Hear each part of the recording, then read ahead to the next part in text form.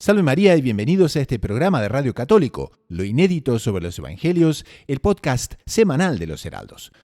¿Usted pierde la paciencia consigo mismo y piensa que es imposible mejorar? En este programa vamos a aprender lo que significa el Adviento, cómo utilizarlo para mejorar nuestra vida, vamos a profundizar en el por qué San Juan Bautista es tan importante y vamos a aprender a valorar las cosas pequeñas para poder practicar las cosas grandes y difíciles con más facilidad. Les habla el hermano Gustavo de los Heraldos y bienvenidos al programa 102 de Lo Inédito sobre los Evangelios.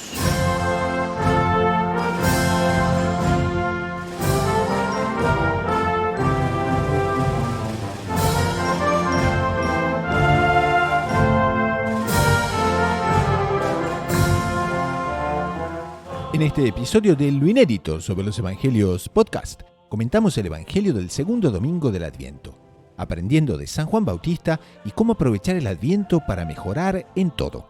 En la sección Espiritualidad, cómo practicar la honestidad en las cosas pequeñas para prepararse para practicar la honestidad en las cosas grandes y cómo ser pacientes con nosotros mismos. Todo eso y mucho más en este nuevo episodio de Lo Inédito sobre los Evangelios podcast.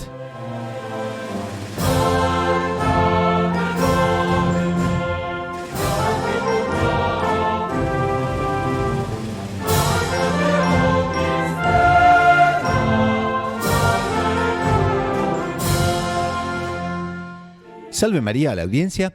Escuchemos al profesor Plinio Correa de Oliveira. San Juan Bautista representaba la penitencia. Representaba, por lo tanto, el ayuno, la flagelación, la soledad en el desierto, la mortificación. Y por esa causa, su cuerpo tenía la piel bronceada por los 1000 soles ardientes del Oriente Medio. Era fuerte y, sin embargo, muy delgado, de tal forma le habían consumido los ayunos.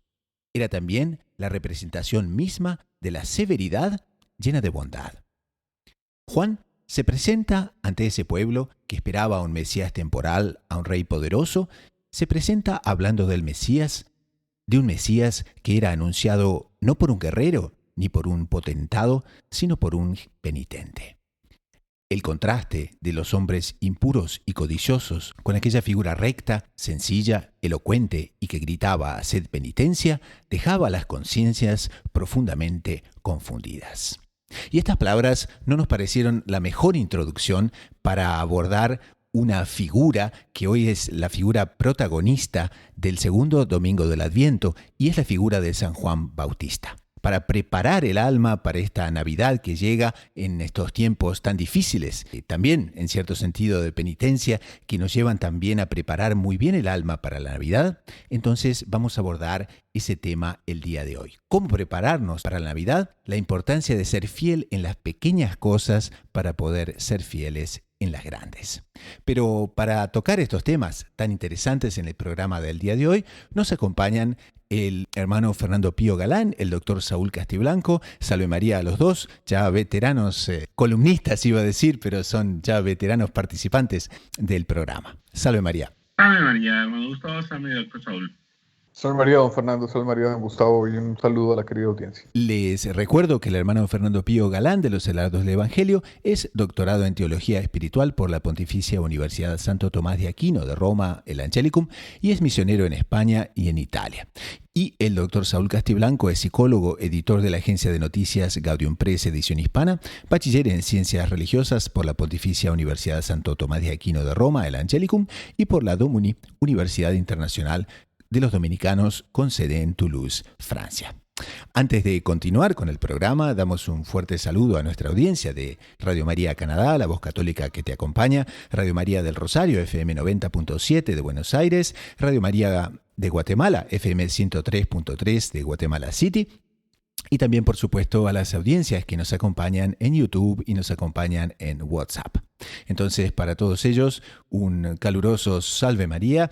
Y vamos entonces al Evangelio del día de hoy, que es el Evangelio correspondiente al segundo domingo del Adviento, domingo 6 de diciembre del 2020, y es el Evangelio de San Marcos, capítulo 1, versículos 1 al 8.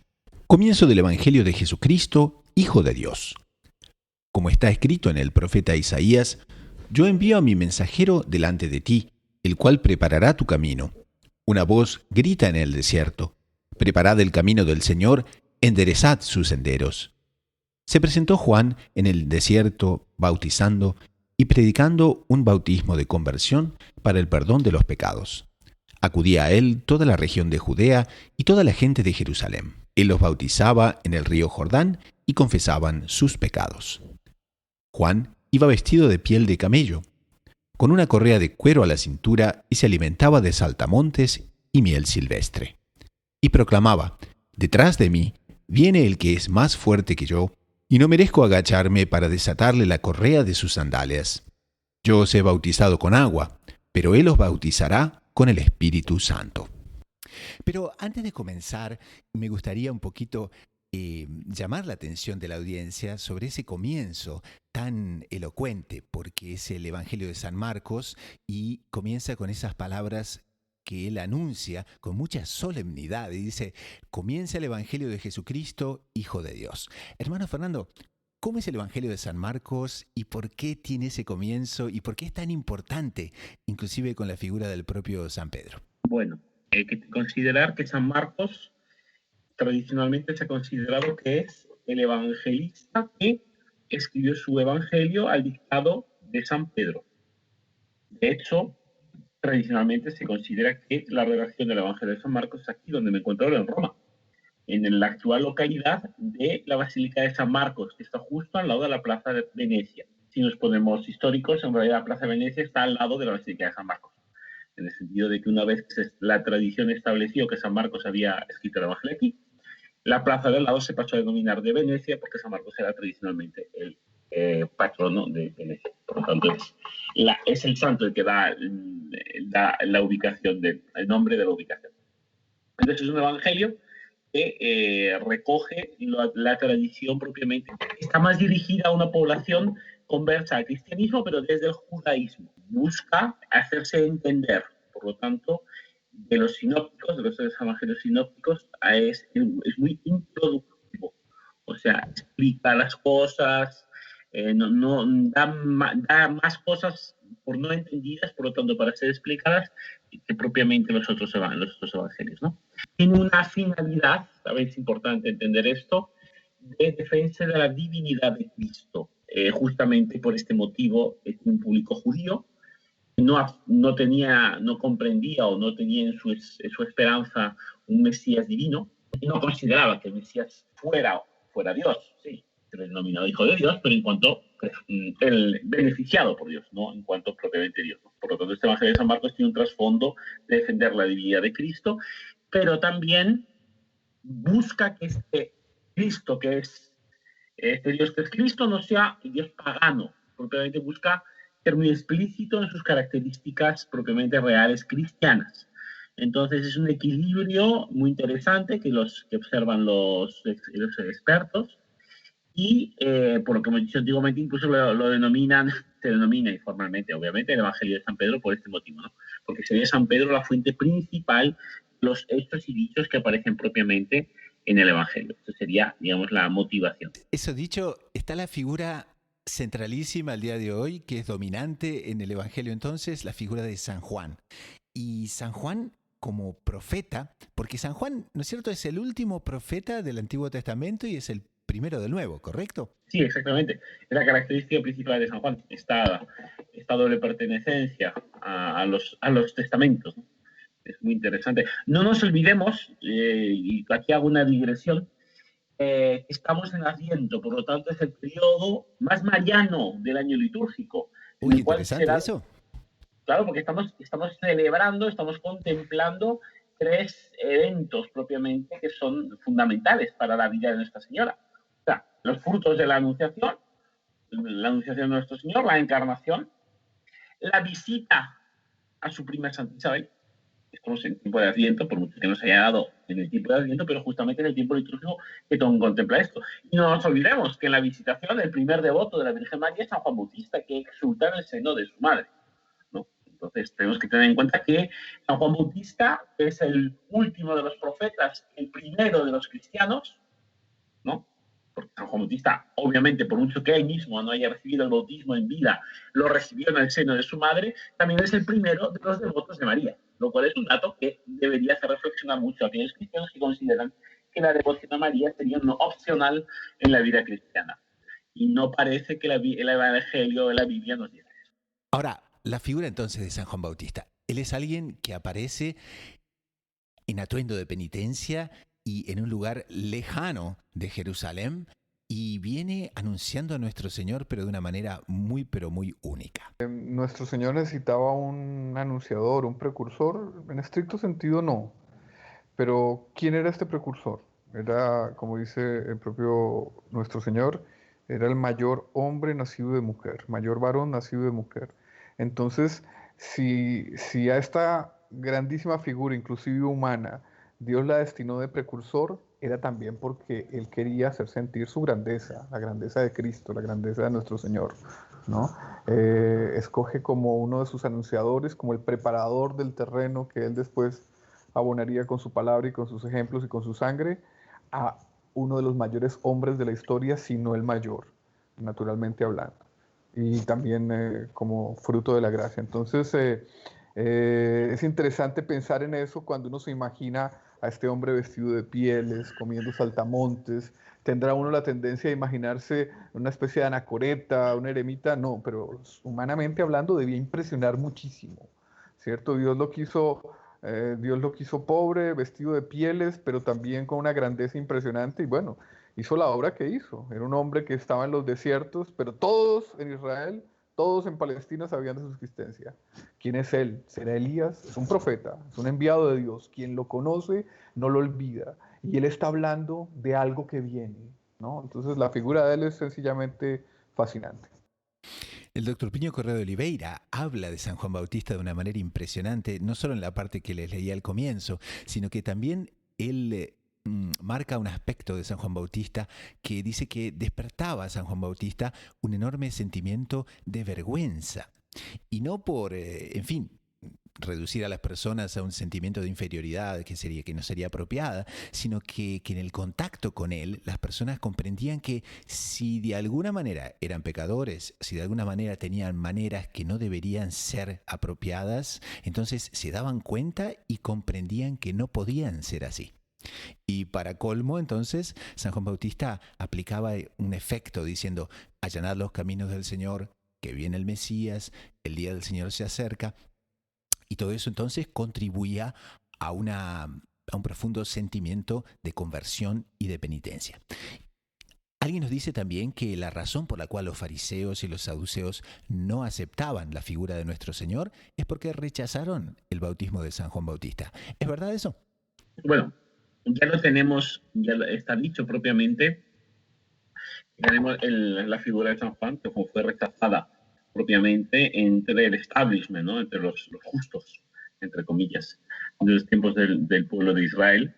Y podemos verlo en otros textos, no este en concreto, que San Juan Bautista hacía apostolado no solo con los israelitas, porque también aparece hablando a los gentiles, ¿no? O sea, no nos olvidemos que en la época del Señor existía un cierto apostolado, un cierto proselitismo con los gentiles, ¿no? Cuando un judío hacía apostolado con un gentil se llamaba prosélito, ¿no? El nombre que se le daba. Entonces, San Juan Bautista tenía una cierta abertura, no era exclusivamente el pueblo de Israel, y era un anuncio de la dimensión universal de la Iglesia Católica en el apostolado que él hacía, predicando justamente esta conversión, este cambio de vida, cosa que claramente a un saduceo e incluso un fariseo pues le sonaba a cuerno quemado, porque ellos obviamente vivían la mejor vida posible, que era la que su ideología les imponía. El propio Benedicto XVI nos dice que la propia figura, la impresión extraordinaria que la figura y el mensaje de San Juan Bautista debían haber provocado en la bulliciosa atmósfera de la Jerusalén de aquella época, fue realmente de un efecto total. Por fin allí estaba, de nuevo, un profeta cuya vida se identificaba como tal, porque hacía 400 años que no había profetas en Israel. Un profeta en el que se cumple la profecía también de nuestro Señor que dice Israel, pueblo que mata a sus profetas, ¿no? Y por ese pueblo fue decapitado. Don Gustavo hablaba ahora de la impresión que él debía causar. Entonces se imagina uno el encuentro entre San Juan Bautista y Herodes. ¿Qué necesitaba Herodes de San Juan Bautista? Nada, lo tenía todo, el poder, las riquezas, los placeres, los lujos, etcétera. Pero es la fuerza de la radicalidad, es la fuerza del bien, ¿no? Él representaba para el pueblo de Israel todos los profetas que habían llegado personificados en él y anunciando la verdad, anunciando el Mesías, pero anunciando también que el pecado es pecado y que la virtud es virtud, que el bien es bien y que el mal es mal. Y este hombre que no necesitaba en absoluto de San Juan Bautista, lo busca, se preocupa por él, teme matarlo. Al final cede a sus pasiones y lo hace, ¿no? Entonces, yo también saco esa conclusión. El bien, cuando es radical, cuando es serio, divide las aguas y define la historia. Alguien comentaba también que es muy providencial el lugar donde San Juan Bautista administraba ese bautismo. Y si bien lo vamos a ver un poco después en los siguientes domingos del Adviento, el lugar que se ha identificado hoy en día, creo que ya les conté en otros programas, pero vale mucho la pena recordarlo, es un lugar que hoy en día en Israel se llama Yardenit. Y ahí es el mismísimo lugar donde el pueblo elegido cruzó para la tierra prometida. Entonces, cerquísimo prácticamente de Jericó, en el, digamos, en el límite de la presente Jordania con Israel, pero es un lugar históricamente muy simbólico, porque el hecho de que el pueblo elegido haya cruzado en ese lugar hacia la tierra prometida y el hecho de que San Juan Bautista comenzase a bautizar allí es porque tiene un simbolismo que San Juan Bautista quería marcar muy profundamente. Y en esa línea existe también un problema de coexistencia en aquel entonces, porque San Juan Bautista elige un lugar también tan lejano porque las autoridades de Jerusalén no tenían jurisdicción en esa zona y por tanto no podían prohibirle a San Juan Bautista que administrase el bautismo. Uno ve también el clima de tensión que existe en este nuevo profeta, que como todos los profetas anteriores también fueron perseguidos, como decía don Fernando Pío, por el establishment, y en cierto sentido la necesidad de San Juan Bautista encontrar un lugar en donde poder refugiarse y donde poder continuar su ministerio. Qué tema ese, ¿no? No, desde luego es un preanuncio, la figura de San Juan Bautista preanuncia a Cristo, pero no solamente en mensaje, sino en santidad, en eminencia, en coherencia de vida.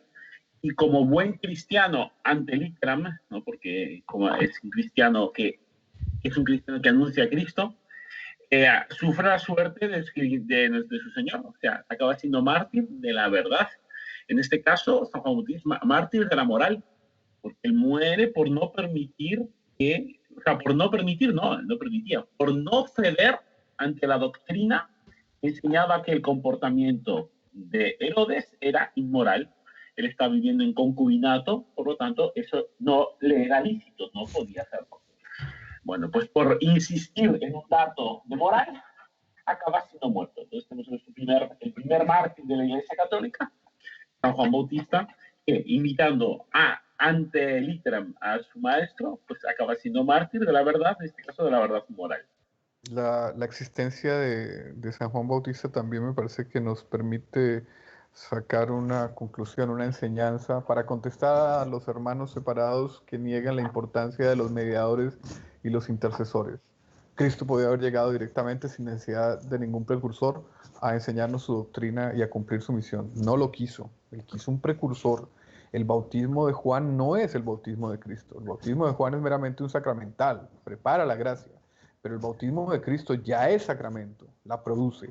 Ahora, ¿por qué él quiso el bautismo de Juan? ¿Por qué él quiso la predicación de Juan? Porque Cristo, que es Señor y que es Dios, él quiere sus intercesores, ¿cierto? Él quiere sus mediadores. Los mediadores como que nos acercan a Cristo, a nuestra condición débil humana. Entonces me parece importante eso. Bueno, pero también es cierto, qué intercesor, ¿no? El mayor hombre nacido de mujer en las palabras de Cristo.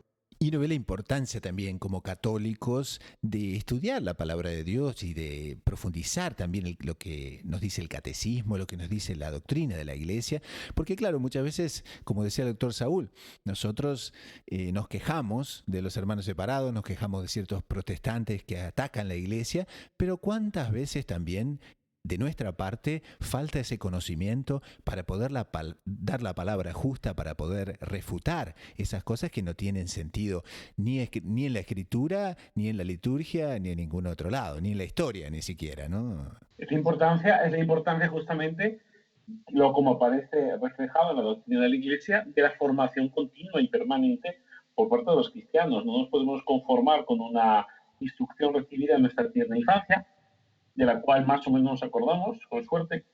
Tenemos que mantenerla actualizada y sobre todo tenemos que buscar formarnos de forma cristiana para vivir de forma cristiana la vida que vivimos, porque obviamente no va a ser lo mismo la vida de un médico que la vida de un fontanero, sin despreciar ninguna de las dos profesiones. No va a ser lo mismo la vida de un comerciante que la vida de un funcionario público. Entonces, el conocimiento de la doctrina cristiana tiene que estar de acuerdo a nuestro nivel de responsabilidad y de actuación en la sociedad, porque si no, estamos justamente no imitando las virtudes, como hizo en el caso de San Juan Bautista. San Juan Bautista y hace un auténtico revuelo en la Jerusalén, en el país, en la tierra, la Palestina de su época, justamente por una coherencia de vida. Nosotros tenemos que tener una coherencia de vida semejante y, quién sabe, llegar a causar revuelos semejantes y causar San Juan Bautista.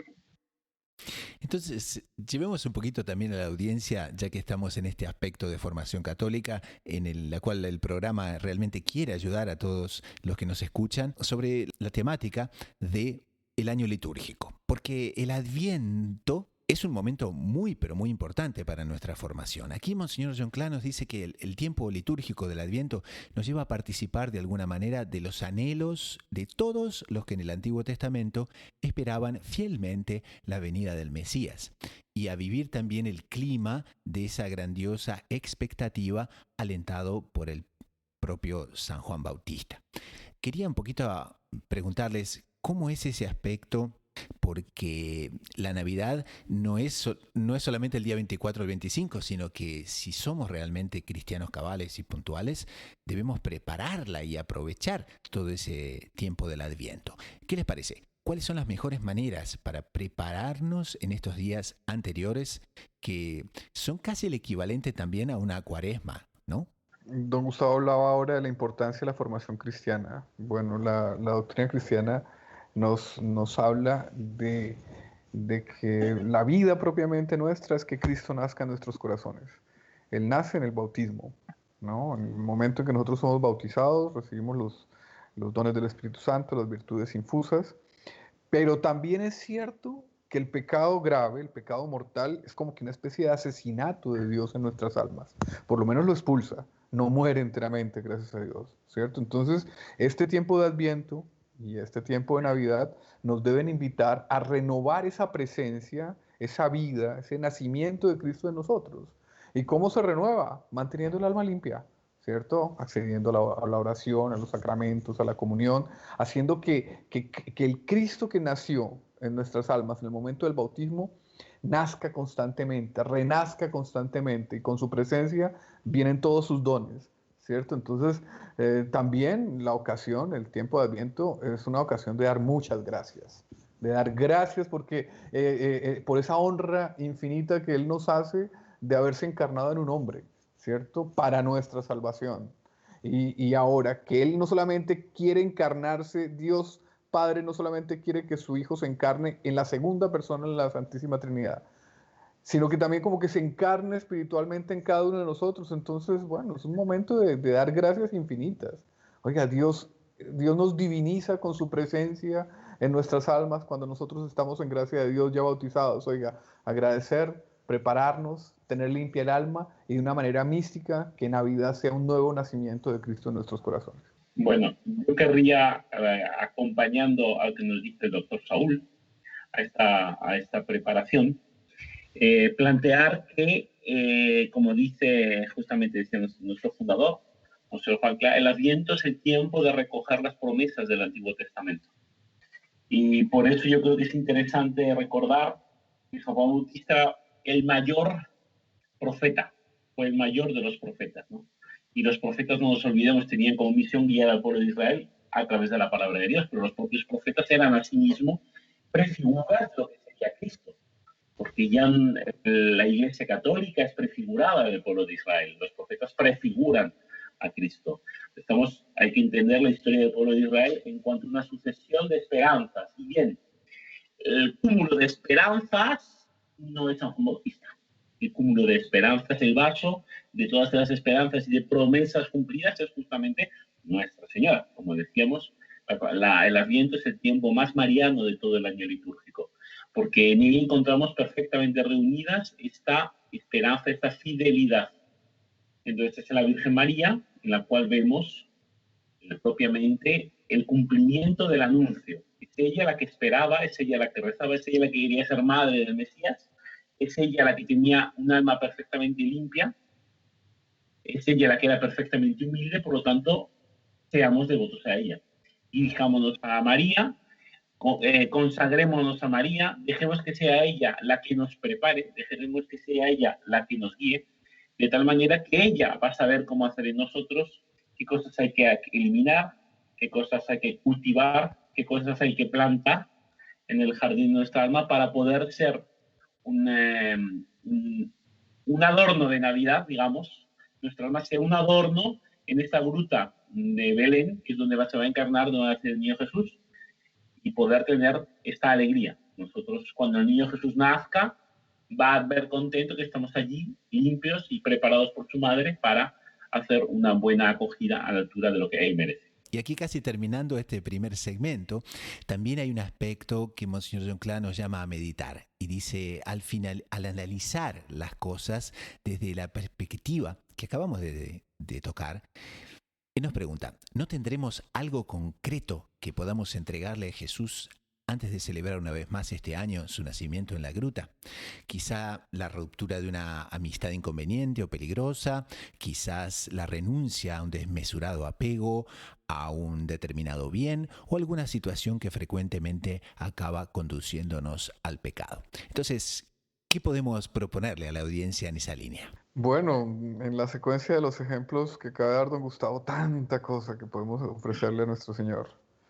Por ejemplo, se me viene a la cabeza una expresión de un santo que no recuerdo cuál es, ofrezcámosle nuestra miseria, que en el fondo quiere decir reconozcamos que somos miserables, que no podemos conseguir la salvación por nosotros mismos, y digámosle a nuestro Señor, suplid vos nuestra miseria con tu gracia, ¿no? Y en ese sentido, pues San Juan Bautista puede ser perfectamente nuestro patrono, ¿no? Recordaba que San Luis María Greño Monfort dice que el mayor milagro de la gracia operado por Cristo fue la santificación del Bautista. Y es un milagro operado cuando él todavía estaba en el seno de María Santísima, ¿no? Entonces, es un milagro operado a través de María Santísima. Entonces, otro ofrecimiento que podemos hacer en este fin de año es ser más devotos de Nuestra Señora, ¿cierto? Que ella opere ese milagro, que ella sea el canal para que Dios nos transforme y nos santifique, crecer cada vez más en la devoción a Nuestra Señora, que es el canal de todas las gracias. Otro ofrecimiento que podemos hacer es consagrarnos a ella, consagrarnos a Él en estos tiempos, entregarnos enteramente, o sea, que ellos sean los dueños de nuestra vida. Bueno, muchas otras cosas, ¿no? Bueno, en la línea que acabamos de decir, un principio de vida espiritual es que cuando uno está haciendo una meditación o una lectura o un estudio, o si no quiere progresar en la vida espiritual, la tentación es llenarse la mente de ideas, de conceptos, pero luego en el momento de llevarlos a práctica, quedarse lleno de ideas y de conceptos. O sea, hay que buscar siempre cualquier concepto, cualquier idea, cualquier cosa que hacemos, una consecuencia práctica concreta para nosotros. Porque si no, pues esto quedarnos en el día teórica. Estamos diciendo que hay que preparar nuestra alma para ser un adorno, una causa de alegría en el momento del nacimiento de nuestro Señor. Y la mejor manera de hacer eso es ponernos nosotros en las manos de María para que ella nos lo sugiera. Bueno, una vez que hemos dicho esto, nos falta todavía más. Bueno, ahora bien, ¿cómo vamos a escuchar de María? ¿Cómo va a hacer María en nosotros su labor de divina jardinera, digamos, en el jardín de nuestra alma o en el terreno baldío de nuestra alma, dependiendo cada uno? ¿Cómo vamos a dejar que ella nos cultive? Entonces, yo personalmente sugiero a nuestra audiencia que busquemos aquello que por hoy más nos elimina o nos distrae de este fin de la gloria de nuestro Señor Jesucristo. Entonces, la Navidad se caracteriza justamente por un tiempo actualmente de todo tipo de actividades que no son Cristo. Y no estoy solamente hablando de una cosa que está de moda, o sea, hablar contra las compras y el objetivo material. Y es una moda que está bien. Eso es una cosa que no se elimina de la concreción. O sea, toda la parte de consumo de Navidad obviamente nos quita la atención de Cristo. Pero esto ya es hoy por hoy una banalidad. Que nadie defiende que la Navidad sea una óptima ocasión de comprar cosas. No, no es eso lo que estoy diciendo. Lo que estoy diciendo, busquemos que este periodo de Adviento sea un periodo más reflexivo. O sea, buscar en nuestra vida concreta, eliminar alguna cosa particular, alguna actividad de disipación y sustituirla por una actividad de meditación. Qué interesante. Ya sea, pues sugiero, ya sea una meditación que podamos encontrar incluso en internet, yo no estoy diciendo, o un libro cristiano, una música cristiana, o un estudio, leamos, busquemos alguna cosa sobre la liturgia que nos llama especialmente, pero meditándola. Imitemos a María, guardándola en el corazón, de forma que sea un tesoro, sea una pequeña perla, si queramos, aunque sea pequeño, pero que nos sirva para cuando llegue Navidad, puedo decir, en este Adviento, yo me he estado preparando porque una parte de mi día me he situado en el desierto, me he refugiado, me he vestido de camello, he comido saltamontes y miel durante un tiempo pequeño, todos los días, para preparar el nacimiento de nuestro Señor Jesucristo.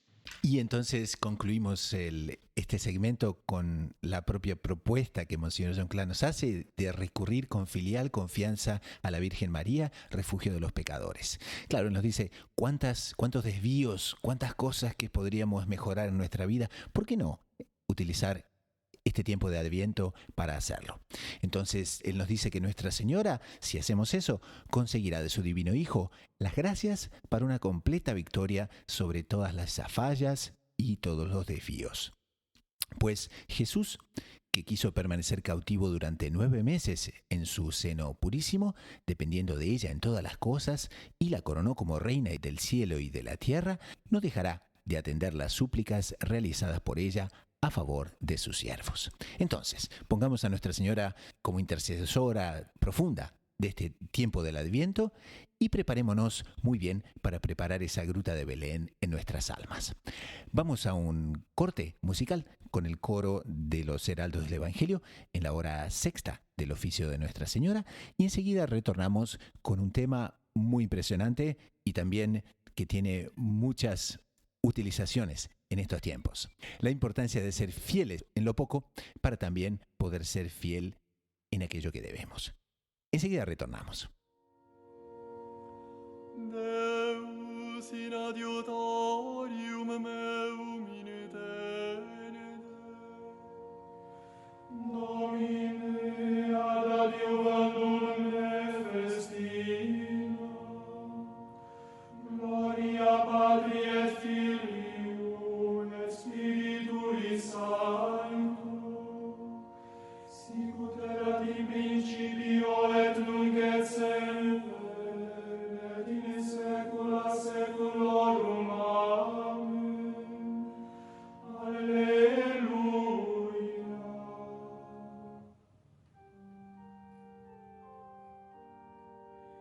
Memento salutis auctor, quod nostri quodam corporis, exilibata Virgine, nascendo formam susteris. Maria, Mater gratiae, Mater misericordiae, tu nos a poste proteget, ora mortis suscipet. Gloria tibi, Domine, qui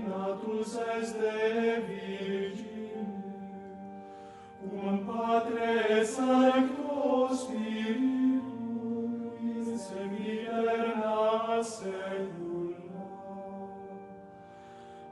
Amen.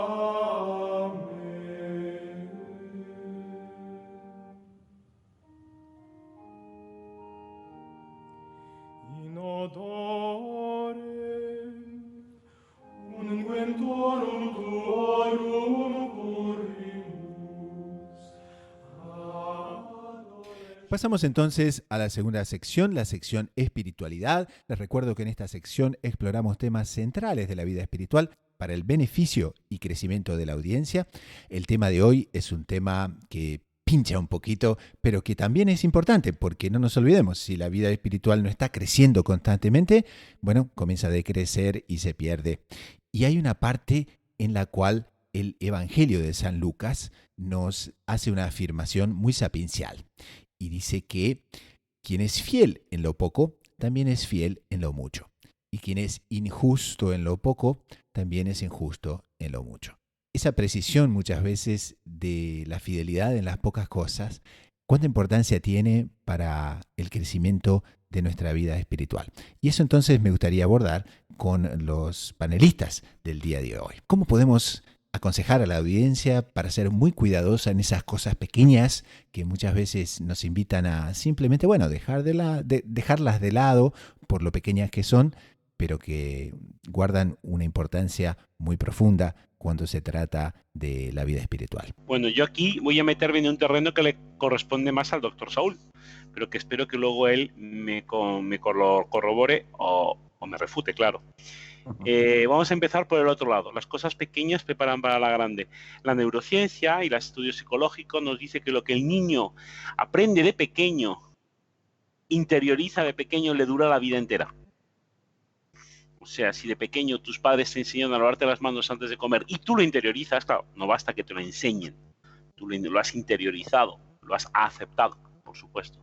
Eso te va a incidir en tu vida la vida entera, aunque luego positivamente no te lave las manos, pero va a crear en ti una sensación, una especie de mandato interior para hacer eso. Entonces, si desde pequeño las cosas pequeñas que corresponden a la infancia, tú las haces de una forma determinada y por un principio superior, porque las cosas se tienen que hacer así, porque existe un orden, porque existe una moral. Posteriormente, en la edad adulta, esta formación de la mente va a incidir en una actuación que va a hacer que los mismos principios te rijan la vida adulta. Entonces, tú vas a respetar tu profesión, tu familia, etcétera, por el mismo principio que de pequeño obedecías a tus padres. Entonces, es un punto psicológico que ya no estamos aquí hablando de una escuela o de un método, estamos hablando propiamente de lo que nos dicen las ciencias de la psicología, las neurociencias, comportamiento del cerebro. Me parece que es interesante este dato antropológico para después entender sus correspondencias espirituales. No, lo que dice Fernando es tal cual, sin caer en teorías mecanicistas o meramente biológicas. Las cosas que hacemos inclusive conforman la morfología del sistema nervioso, ¿cierto? Pero no es que uno hace algo y inmediatamente hay un cambio biológico en el cerebro, etcétera. No, son actos repetidos, pero son actos pequeños. Los actos pequeños van creando una cosa más grande que es una tendencia, es una conformación inclusive neuronal, ¿cierto? Entonces es tal cual. Ya lo sabemos, un castillo se construye piedra por piedra. ¿Cómo se construyó una gran catedral? Un obrero que colocaba una piedra, otro que colocaba otra, y ese acto que parecería pequeño de colocar una piedra termina configurando una catedral. Evidentemente, pues viene también el apelo de no creer que estoy colocando una piedra, sino creer que estoy construyendo una catedral. En ese sentido, la visión de las cosas grandes nos anima a hacer las cosas pequeñas, pero no creer que solo es importante lo grande, porque lo grande es una suma de cosas pequeñas, ¿cierto? ¿Y qué son las cosas pequeñas? Es renunciar a tal capricho, es renunciar a tal defecto, es combatir constantemente y aunque se caiga, combatir una y otra vez tal tendencia mala que tengo. Es la vida de las cosas pequeñas, sin perder de vista la cosa grande que es nuestra salvación, unión con Cristo y con la Virgen María. Al final de cuentas, la vida es solo eso. ¿De qué le valió a usted ser presidente de Microsoft si no consiguió conquistar el terreno que tenía que conquistar, que era el terreno de su alma, hacer su alma parecida a Cristo? ¿Y cómo se consigue eso? Con la lucha de las cosas pequeñas de todos los días. En este fin de semana en concreto, San Pedro, en la primera lectura, nos llama a que en el Adviento estemos en paz, inmaculados e irreprochables. Y ese es un mensaje tan central para este tema que estamos tratando, porque ¿cómo llegar hasta eso? Claro, muchas personas pueden decir, bueno, yo ya me he convertido, de hecho, si estoy escuchando este programa es porque tengo un interés en las cosas espirituales, quiero ser mejor, es, por así decir, esa primera conversión que siempre está. Entonces, yo soy cristiano, ya me he arrepentido y bueno, pero no nos olvidemos que ese Adviento nos invita a una conversión incesante. Y ese tema es entonces el que queríamos tratar. Las cosas pequeñas, las cosas grandes, ha quedado muy claro, pero ¿y la conversión incesante? ¿Y cómo hacemos para tener esa buena conversión incesante durante el Adviento? Tenemos que tener, entonces, no he puesto esto en consideración, o sea, la relevancia posterior de los actos concretos cotidianos. Tenemos justamente que buscar orientar nuestra vida cotidiana hacia el evento deseado. Y esto lo tenemos que hacer de dos maneras distintas pero convergentes, ¿no? Entonces, la primera es justamente buscar hacer actos concretos que sea posible repetir, o sea, que no sean excepcionales, que estén integrados en nuestra vida cotidiana y tan integrados que podamos llegar a hacerlos sin tener que planearlos porque están integrados en nuestra rutina diaria. Actos de oración, actos de meditación, actos de comportamiento. No nos olvidemos de que los primeros cristianos eran conocidos en el Imperio Romano por su afabilidad. Ved cómo ellos se aman entre ellos. O sea, tenemos que tener una relación con nuestro prójimo afable, caracterizada por la caridad, por el amor. Eso tiene que estar integrado en nuestra vida cotidiana, no tiene que ser cosa que se planee, que esté en una agenda, que nos recuerde el móvil, que haya que ser caritativos. No puede ser así. Y también, por otro lado, es las cosas cotidianas que no son directamente relacionadas con esta vida cristiana, pues como son propiamente la vida laboral, en fin, la vida concreta, compras, tenemos que buscar en ellas, tenemos que tener el sacrificio que supone en estas cosas eliminar aquellos datos, aquellos comportamientos que no sean de acuerdo con lo que acabamos de decir. Entonces yo cuando hago las compras, por ejemplo, imponerme a mí mismo siempre agradecer al que me está sirviendo, al cajero, al que me ayuda, siempre un trato afable, un trato caritativo, reconocer su trabajo. Porque a pesar de que no puede parecer que no tenga que ver directamente con la vida cristiana, con la preparación de Navidad, obligarme a mí mismo a ser agradecido, está preparando mi alma para agradecer al niño que nace, que ha nacido para morir, para sufrir por mí, para resucitar y para salvarme. Porque nos vamos a quedar con las alegrías de la Navidad como una cosa muy bonita, muy entrañable, muy alegre, olvidándonos que ese niño que nace a los 33 años morirá por mí.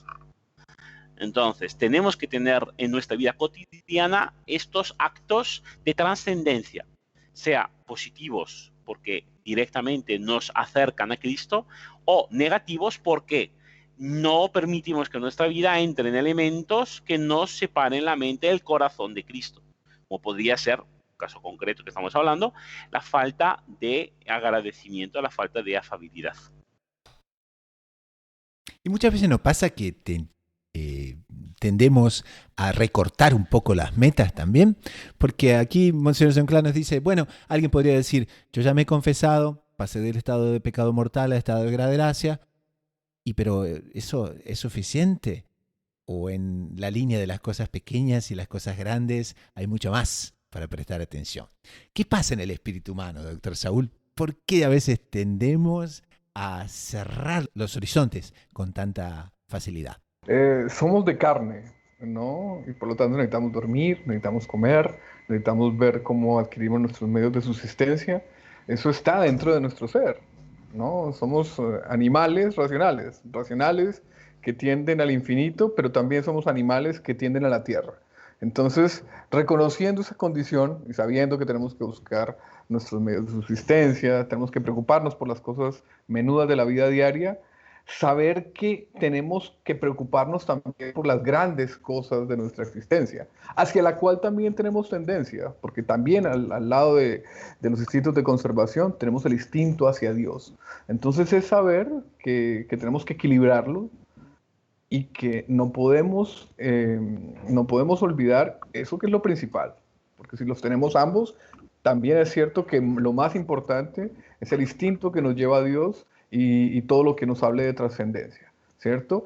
Y es muy fácil, existiendo el pecado original en nuestras almas, esa mala inclinación, preocuparnos solo de las cosas menudas, de las cosas de la tierra, ser egoístas en ese sentido, preocuparnos solo de nosotros mismos y no preocuparnos de la salvación de nuestras almas y de la situación de los demás. Entonces, dado que existe esa tendencia, pues contrariarla, como abriendo los horizontes, pero sobre todo acudiendo a la gracia. Es sobre todo la gracia la que nos cura los malos efectos del pecado original. ¿Y cómo se obtiene la gracia? Con la oración y con los sacramentos. Entonces, la forma en el fondo de obtener altos horizontes y elevados horizontes, visión de conjunto, visión real de la realidad de nuestras vidas, rece y accede a los sacramentos. Instrúyase también. Aquí Monseñor John Clark nos dice algo que creo que va a tener mucha resonancia con ciertos sectores de nuestra audiencia, porque dice, por mucho que alguien progrese en las vías de la virtud, siempre habrá puntos en los cuales es posible mejorar. ¿Y cuántos de nosotros nos ponemos impacientes con ese tema? Porque claro, en determinado momento decimos, bueno, pero no es suficiente, ya no es nada suficiente, ¿cómo voy a hacer? Hay tantas cosas para mejorar y podemos perder la paciencia. Entonces, ¿qué hacer para no perder la paciencia con nuestra vida espiritual? Bueno, pues aquí tenemos la voz de sabiduría de la Iglesia Católica y experta en humanidad y sobre todo experta en salvación, porque no nos olvidemos que la Iglesia Católica es el cuerpo místico de nuestro Señor Jesucristo. Entonces, los autores nos enseñan que es muy fácil justamente perder la paciencia con nosotros mismos y decir, pero otra vez he vuelto a hacer aquello que me había propuesto solemnemente no volver a hacer. Bueno, esta pérdida de paciencia, a pesar de lo que pueda parecer, y de lo, entre comillas, satisfactorio que pueda ser, porque es una manera también de decir, bueno, yo quiero pero no puedo, es también una falta de amor. Porque al fin y al cabo, de nosotros no podemos esperar otra cosa justamente que no llegar, que no alcanzar. Porque la potencia no viene de nosotros, la potencia no viene de nuestras manos. Entonces, lo raro sería que pudiéramos. Es más, ningún santo se ha salvado porque él ha podido. El santo se ha salvado porque ha reconocido que no podía, se ha confiado enteramente en Dios, ha recibido de Dios toda la fuerza, ha sido reconocido, ha sido agradecido y ha llegado a la patria celestial. Entonces, en el momento en que nuestra vida espiritual nos viene la tentación de la impaciencia, del desánimo, de decir, pero qué animal que soy, tenemos que recordarnos que de nosotros no podemos esperar otra cosa, pero que tenemos el ejemplo de Nuestra Señora. Nuestra Señora, cuando Santa Isabel, la madre de San Juan Bautista, exulta en el Espíritu Santo y la llama bienaventurada, Nuestra Señora responde que el Señor se ha dignado mirar la humillación de su esclava. O sea, la gran cualidad que hace que Nuestra Señora sea el vaso de elección de ser Madre de Dios es que reconocía que ella era una humilde esclava del Señor. Y por eso, bienaventurada me llamarán todas las generaciones. O sea, el culto que la Iglesia debe a Nuestra Señora en cuanto Madre de Dios es consecuencia directa de la elección de Dios, que tiene como señal la humildad de Nuestra Señora. Entonces nosotros seamos humildes. Si queremos progresar en la vida espiritual y no consigamos progresar, lo último que tenemos que hacer es decir, ay, es que no puedo, es que hay que ver cuánto tardo, es que no. Motivo de más para decir, Dios mío, en qué mala materia te has puesto, como decía Santa Teresa, y ten más paciencia de mí, porque o eres tú el que me llevas o yo no voy a poder. O sea, en realidad es un incentivo para crecer en nuestra confianza en Dios. Y para esto no hay nada mejor que, como estamos diciendo anteriormente, movernos hacia la contemplación, hacia ver lo que hacen los niños. El niño, cuando ve que no consigue seguir andando, eleva sus brazos a su madre y le pide que lo coja en brazos. Entonces, cuando volvamos a caer y nuestra cara se vea frotada en el polvo del suelo, pues no nos queda otra, levantar la mirada y los brazos hacia la Virgen para que ella en brazos nos lleve hasta Dios. Sencilla y simplemente. Doctor Saúl, y del punto de vista de la psicología, de la buena psicología católica, ¿qué podemos aconsejar para los faltos de paciencia consigo mismo? No, yo creo que don Fernando ha hecho una explicación muy completa, y es que hasta podríamos ver con buenos ojos las caídas. ¿Por qué? Porque en ese sentido, evidentemente, el pecado nunca es bueno, ¿no? Pero podemos decir, oiga, es una ocasión para reconocer la insuficiencia de mi naturaleza y la importancia de la gracia, ¿no? Tal vez, si sigo cayendo, es porque no lo he reconocido como debía reconocerlo. Y como no lo he reconocido, no he buscado la gracia como tenía que haberla buscado, ¿cierto? Entonces, casi que podríamos ver, no enteramente, esas caídas como una pedagogía divina que nos enseña que somos miserables, que somos pecadores y que necesitamos de Dios. Entonces, la actitud no debe ser la impaciencia. La actitud realmente eficaz, la actitud efectiva es pedir a Dios, pedir unión con Él. Y nada mejor para eso, ya nos lo dice la teología católica, que María Santísima, más devoción a Nuestra Señora, ¿no? El maestro del fundador de los Heraldos del Evangelio decía, oiga, yo al propio San Luis María Griñó de Montfort le recomendaría más devoción a Nuestra Señora, ¿no? Yo una vez le dije que para mí él tenía tanta devoción a Nuestra Señora que no había cómo recomendarle eso. Y él me dijo, no sea blasfemo. ¿Por qué? Porque en devoción a la Virgen siempre podemos crecer. Y ella es la que nos obtiene la gracia, que finalmente consigue el triunfo en la vida espiritual. Entonces, en esto de crecer en la vida espiritual, aprovechemos la oportunidad del Adviento, que es como preparar la gruta de Belén, pero nuestra propia gruta de Belén, ayudados quizás por Nuestra Señora, para que podamos entonces hacer esa gruta fría e inhóspita más cómoda, más acogedora para la venida del Señor. Pasamos ahora al último segmento del programa, las sugerencias de la semana, una website, un libro, un artículo de doctrina católica que nos haya gustado para el bien espiritual de las personas. Doctor Saúl, ¿qué nos receta en esta semana? Don Gustavo, quería recomendar en el Catecismo de la Iglesia Católica los puntos que específicamente traen la enseñanza del nacimiento de nuestro Señor. Es el punto 487 y siguientes del Catecismo, ¿no? Encontrar el Catecismo es muy fácil, simplemente es colocar en un buscador Catecismo de la Iglesia y normalmente la primera opción que se sugiere es la del Vaticano, la de la página del Vaticano, Catecismo de la Iglesia. Entonces se entra al site dentro de la página del Vaticano y la persona busca el punto 487, que tiene como título ese y los siguientes, Nació de la Virgen María. Entonces, para encontrar un mayor sentido a estos días de Adviento y de Navidad que vamos a vivir, que estamos viviendo, leer los puntos del Catecismo que nos enseñan la doctrina de la Iglesia sobre el acontecimiento más importante de la historia de la humanidad. Lindísimo. Colocamos entonces las notas del programa, pero también para quienes nos escuchan, entonces Vatican.va y ahí entonces el Catecismo de la Iglesia Católica, números 487 y siguientes. Don Fernando, ¿qué nos recomienda para esta semana?